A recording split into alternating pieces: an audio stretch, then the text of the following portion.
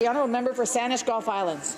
Thank you, Madam Speaker, and I do want to begin by thanking the preceding speaker, the member for South Okanagan, West Kootenay, and in fact the whole NDP caucus for allowing me 10 minutes to speak on this very important debate.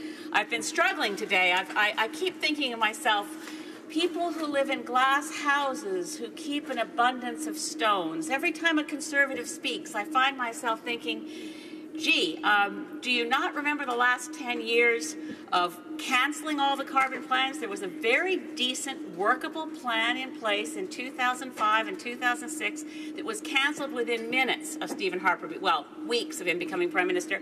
3 different times Canada's carbon target was weakened. It's been referenced already that Stephen Harper put a cap-and-trade program into a plan that he never really intended to execute, because over and over again, and I do feel enormous empathy for the parade of environment ministers who suffered under that regime, because I think they all were told that they would be able to deliver the plan. John Baird, the current official leader of the official opposition, was the first Minister of Environment, said, we're intending to reach Kyoto. The rug was pulled out from under her. John Baird came along and said, I have a turning the corner plan. We're going to do regulations sector by sector. Nothing ever happened, except that we shamed ourselves in the world over and over again by obstructing global negotiations. That's something Canadians don't understand, is how much under the previous government we didn't just stand back, we got in the way. So there are a few glass houses and stone moments that I wanted to get rid of before proceeding to a review of carbon pricing, what it means. The honourable member for Dauphin, Swan River, Neepawa, I didn't get a chance to put this to him as a question and comment, but he said, I've not heard anything about the Great Lakes. I remember distinctly when one of the Harper government budgets spent more money for barbed wire and fencing to go around the Great Lakes to make sure that terrorists weren't using access across the Great Lakes to get to Canada than for water quality.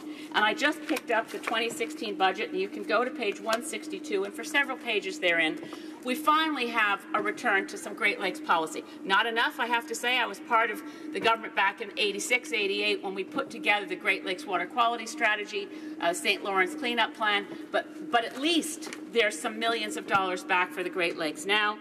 Similarly, it's really a rhetorical trick to have framed today's Opposition Day motion around the idea that electricity prices in Ontario are what you can expect everywhere if you adopt carbon pricing. Electricity prices in Ontario currently are very high, but have nothing to do with carbon pricing.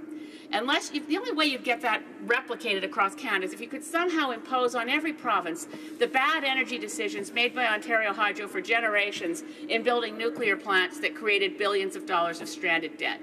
If you look at the breakdown of electricity prices for Ontario, and I urge anyone to Google it and have a look, the #1 price, of course, is the cost of generation. Then there's the cost of distribution. The next biggest price, over $1 billion a year, is paying down, retiring the debt. And this is related not to green energy, but to nuclear energy. So there's also been a great deal of nonsense about the BC carbon prices and the carbon tax there. I just want to put that to bed. The honourable member for Calgary Nose Hill didn't cite her reference on this one, but she was referring to the Fraser Institute report, which claims, falsely, that the BC carbon tax is not revenue neutral. And for those listening who don't know the term revenue neutral, it means for every dollar of tax taken in on carbon, $1 of tax is reduced on small business, on individual British Columbians. It's working very well, and the BC Finance Department has completely rebutted the Fraser Institute, which, of course, the Fraser Institute is funded by the fossil fuel industry. The Koch brothers, ExxonMobil, we can examine the source and not be surprised. But the Finance Ministry of BC says, actually, their carbon tax hasn't been revenue neutral recently. They're giving more tax cuts than they're getting in revenue. It is negative to, or it's in terms of how British Columbians receive it, it's a very positive thing. So let me just turn to a price on carbon, what it is and what it isn't. It needs to be said really clearly that a price on carbon is not the silver magic bullet.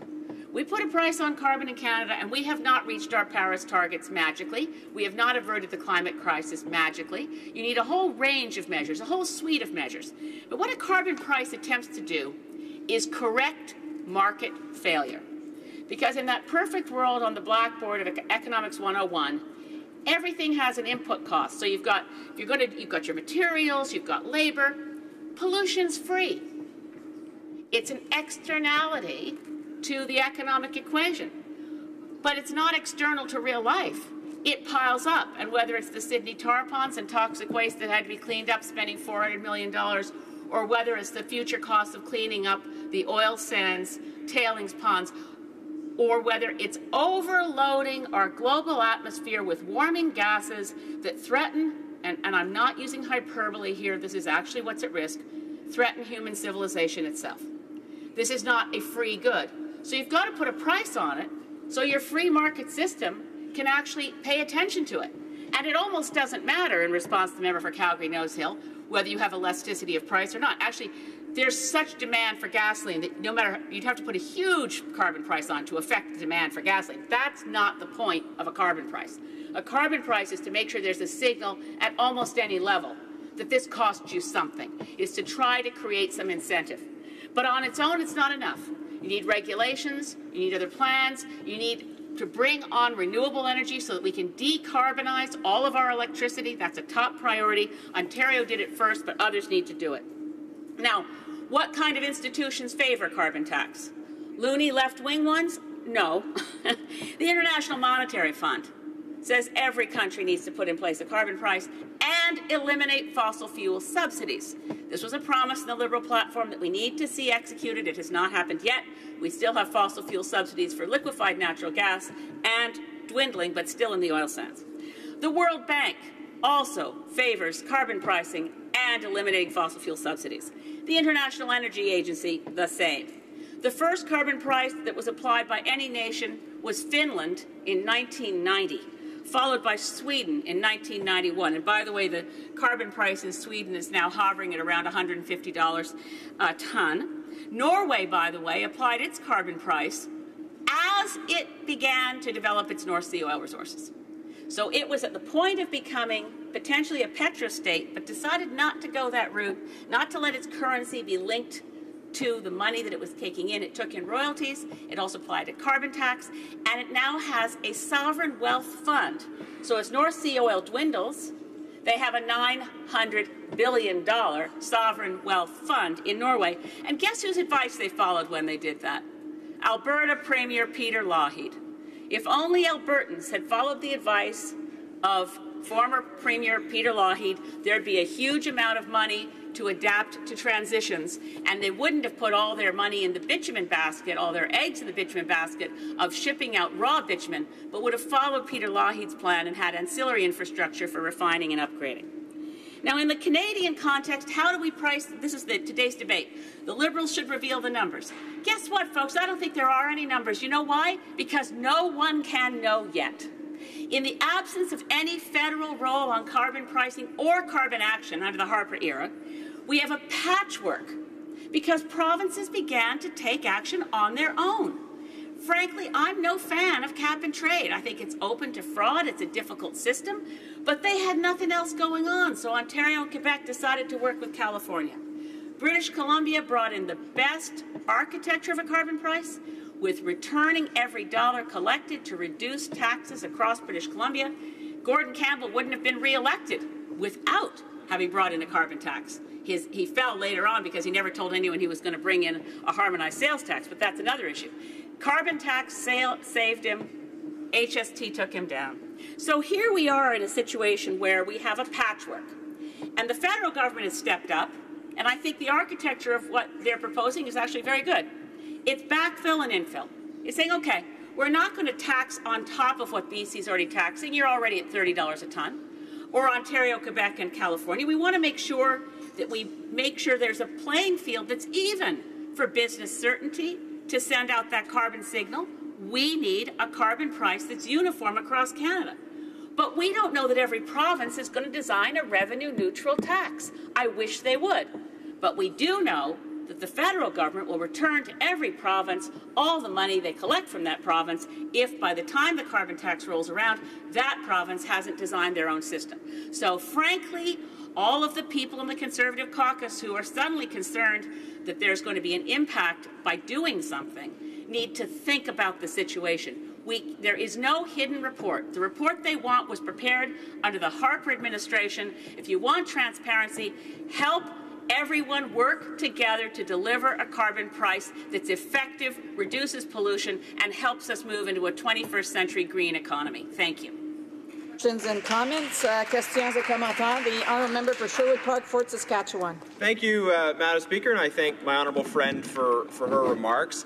And there's many things I could say on this topic and that we might disagree on in terms of the specific issue of a carbon tax. But I do want to ask her about the transparency component of the motion, because this motion speaks to the fact that the government should release data about who will be most impacted by the carbon tax. Now, the member and I might disagree about a carbon tax, but at the end of the day, I think we should agree that Canadians have a right to access that information and can make an evaluation based on the information out there about the pros and cons of a carbon tax if they have all of the data in front of them. So would the member agree that Canadians should be able to see the data about who is paying more or less vis-a-vis the carbon tax so that they can come to an informed conclusion? The honourable member for Sandwich Gulf Islands. And I thank my honourable friend from Sherwood Park, Fort Saskatchewan. Yeah, my main point here, and I do believe in transparency, the specific document that the member for Carleton has found that he wants released was redacted because, as I understand it from other media commentary, includes confidential advice to Cabinet, that is the previous Cabinet of the Harper government. It was prepared before the election, and who knows what form of tax it's imagining. Where we are right now, you'd have a series of hypotheticals. So one hypothetical would be, okay, what if Saskatchewan develops its own carbon tax and it decides to go with $50 a ton and it decides to take that $50 a ton and put it into renewable energy? The impact on Saskatchewan citizens, residents, homeowners will be entirely different than if the government of Saskatchewan decides to put in a tax of $20 a ton and make it revenue neutral. We could ask the government and the Department of Finance to give us a string of hypotheticals, because at this point, the government of the day plans to bring in a very weak carbon price at $10 a ton in 2018, and every province gets to do its own thing first. So we simply would only be able to guess at a series of options.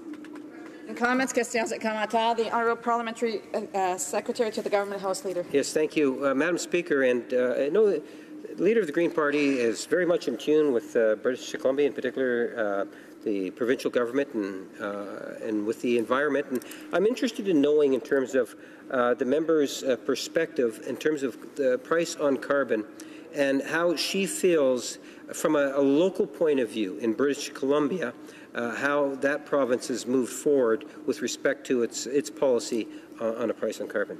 Member for Sandwich Gulf Islands. And thank you to my friend, the government House Leader. I've assisted the government House Leader. I've been astonished by how popular it is. The carbon tax in British Columbia, and I don't want to make a political comment because it's only through the good graces of the NDP that I'm standing here, but it was a fatal mistake to the NDP provincially to run an Axe the Tax campaign against the BC Liberals when they first brought it in, because British Columbians actually liked it.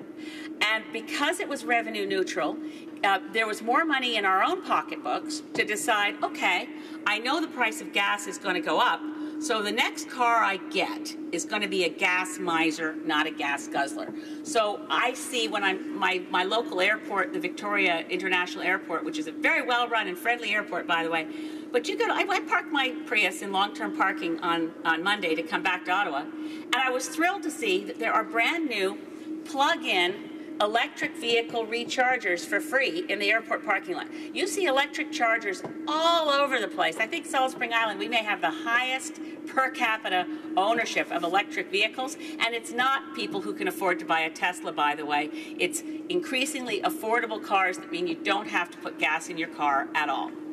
Time for a very brief question. Questions et commentaires. Questions and comments.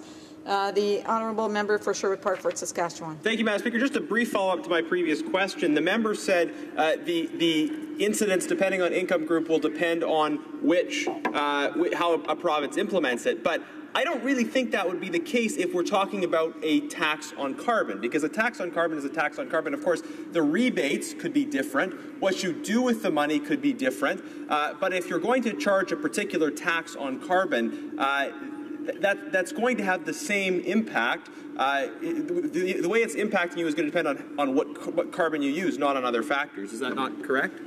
A very brief answer from the member for Saanich Gulf Highlands. Briefly, no, because your impact is very dependent on whether the government is actually taking that money as revenue and keeping it, or redistributing it immediately in tax cuts. So the effect on every household's income is entirely dependent. That's why I strongly favor carbon fee and dividend, or at the minimum, revenue neutral carbon pricing, so people have more money in their own pocketbooks.